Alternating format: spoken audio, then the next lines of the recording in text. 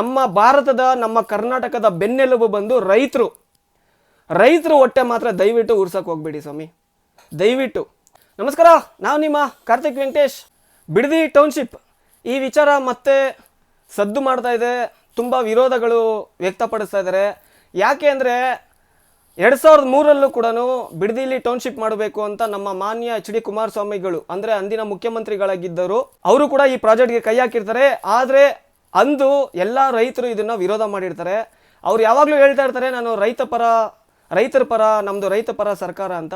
ಹೌದು, ನಿಜವಾಗ್ಲೂ ನಾನು ಯಾವಾಗಲೂ ಅವ್ರನ್ನ ನಂಬ್ತೀನಿ. ಯಾಕೆ ಅಂದರೆ ಆವತ್ತು ರೈತರು ಈ ಒಂದು ಪ್ರಾಜೆಕ್ಟ್ನ ವಿರೋಧ ಮಾಡಿದಾಗ ಅವರು ಈ ಪ್ರಾಜೆಕ್ಟ್ನ ಕೈ ಬಿಡ್ತಾರೆ. ಆದರೆ 23 ವರ್ಷಗಳ ಬಳಿಕ ಮತ್ತೆ ನಮ್ಮ ಮಾನ್ಯ DCM DKಶಿ ಅವರು ಮತ್ತೆ ಬಿಡದಿ ಟೌನ್ಶಿಪ್ ಮಾಡಬೇಕು ಅಂತ ಕೈ ಹಾಕಿದ್ದಾರೆ. ಮತ್ತೆ 9600 ಎಕರೆಯಷ್ಟು ಜಾಗ ಕೃಷಿ ಭೂಮಿಗೆ ಯೋಗ್ಯವಲ್ಲ, ಅಲ್ಲಿ ಇರೋ ರೈತರೇ ಅಲ್ಲ ಅಂತ ಒಂದು ಸುಳ್ಳು ವರದಿನ ಹೈಕೋರ್ಟ್ಗೆ ವರದಿ ಕೊಟ್ಟಿದ್ದಾರೆ. ದಯವಿಟ್ಟು ನಮ್ಮ ಮಾನ್ಯ DKಶಿ ಅವರಿಗೆ DCM ಅವರಿಗೆ ನಾನು ಕೇಳ್ಕೊಳ್ಳೋದೇನೆಂದರೆ, ಸ್ವಾಮಿ, ರೈತರ ತಂಟೆಗೆ ಮಾತ್ರ ಬರಬೇಡಿ. ನೀವು ಏನೇ ಅಭಿವೃದ್ಧಿ ಮಾಡಿ, ಏನೇ AI ಬಂದರೂ ಕೂಡ ನಮ್ಮ ಭಾರತದ ನಮ್ಮ ಕರ್ನಾಟಕದ ಬೆನ್ನೆಲುಬು ಬಂದು ರೈತರು ಹೊಟ್ಟೆ ಮಾತ್ರ ದಯವಿಟ್ಟು ಉರ್ಸಕ್ಕೆ ಹೋಗ್ಬೇಡಿ ಸ್ವಾಮಿ, ದಯವಿಟ್ಟು. ಇದೇ ಹಿಂದೆ ನಮ್ಮ ಮೈಸೂರು ದೈವಾಂಶ ಸಂಭೂತರಾದ ನಾಲ್ವಡಿ ಪ್ರಭುಗಳು ತುಂಬ ಚೆನ್ನಾಗಿ ಅಭಿವೃದ್ಧಿ ಮಾಡಿದ್ದಾರೆ. ಅವ್ರಿಗಿನ ಮುಂಚೆ ನಮ್ಮ ಬೆಂಗಳೂರಿನ ಕೆಂಪೇಗೌಡರು ಅಭಿವೃದ್ಧಿ ಮಾಡಿದ್ದಾರೆ. ಅವ್ರು ಯಾವತ್ತೂ ರೈತರು ಹೊಟ್ಟೆ ಮೇಲೆ ಹೊಡೆದಿಲ್ಲ, ರೈತರ ಜಾಗನ ಕಿತ್ಕೊಂಡಿಲ್ಲ.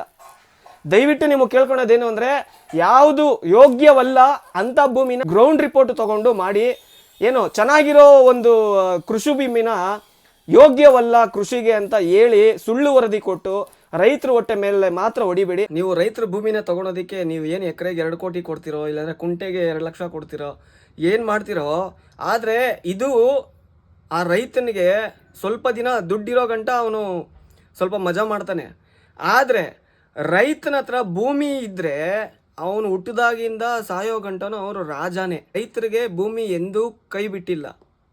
ಅದಕ್ಕೆ ರೈತ ತನ್ನ ಭೂಮಿಲಿ ಅವನು ಏನು ಬೆಳೆ ಬೆಳೀತಾ ಇದ್ದಾನೆ, ಅವನು ಫಲವತ್ತವಾಗಿ ಆ ಕಾಲಕ್ಕೆ, ಆ ನೀರಾವರಿ ಟೈಮ್ಗೆ, ಆ ಮಳೆ ಕಾಲಕ್ಕೆ ಅದನ್ನು ಬೆಳಿತಾನೆ.